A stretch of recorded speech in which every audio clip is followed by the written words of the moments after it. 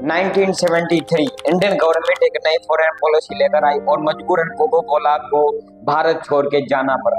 और इसी डिसीजन के बाद जन्म हुआ कैंपा कोला का, जहां पर 15 साल तक इन्होंने राज किया भारत की सॉफ्ट ड्रिंक पे। लेकिन पेप्सी की एंट्री और कोको कोला की री एंट्री की वजह से कैंपा कोला ऐसा गायब हुआ जैसा कभी था ही नहीं।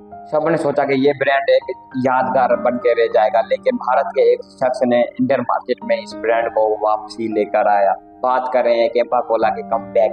1949 में कोको कोला अपना भारत में सफर स्टार्ट। भारत के हर शहर में कोको कोला का नाम छाने लगता है, हर बंदा कोको कोला का नाम लेता है। कोको कोला एक ड्रिंक नहीं, एक सेलिब्रेशन का हिस्सा बन गया, जहाँ पर हर एक पार्टी में सिर्फ एक कोको कोला की महफिल जमाई जाती। साल 1973 आया, जहाँ पे इंडियन गवर्नमेंट एक नई पॉलिसी का अनाउंसमेंट करती है।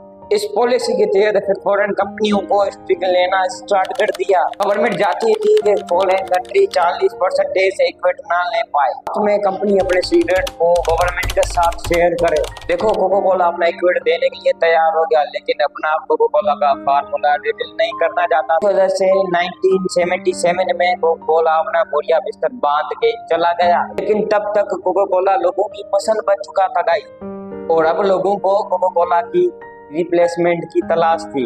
और फिर एक गवर्नमेंट ने इसको अपॉर्चुनिटी की तरह देखा और मोटरफोर्ड कंपनियों को सॉफ्ट ड्रिंक बनाने का ऑर्डर दिया। फिर एंट्री होती है 77 में सॉफ्ट ड्रिंक की, जो कि कोको कोला की रिप्लेसमेंट होती है, और फिर भी लोगों को इसकी टेस्ट अच्छी नहीं लगती। दूसरी तरफ प्योर ड्रिंक्स के ग्रुप, जो कि कोको कोला के मैन्युफैक्चर और डिस्ट्रीब्यूट थे, उसके फाउंडर भारत के चरणजीत सिंह, जो कि भारत की नए पॉलिसी से नाखुश थे। और कोको कोला के जाने के बाद चरणजीत की कंपनी खतरे में थी, क्योंकि जो पहले से उन कंपनी में एम्प्लॉय काम कर रहे थे उनकी भी जॉब खतरे में ही थी। और फिर चरणजीत ने सोचा कि क्यों नहीं खुद का एक ब्रांड लॉन्च किया जाए।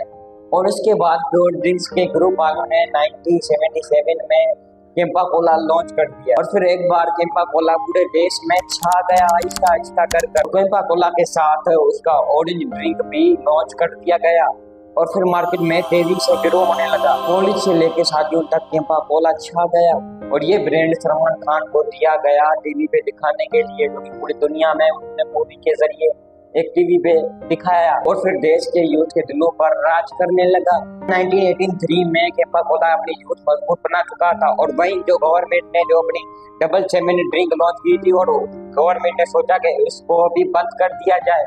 सब सही चल रहा था। और फिर 1991 में और फिर जो भारत की न्यू गवर्नमेंट थी, उन्होंने फॉरेन कंट्रियों को बोला कि हमारे देश में आकर आप बिजनेस भी करो। और फिर इसके बाद 1993 में एक बार फिर से कोको कोला की एंट्री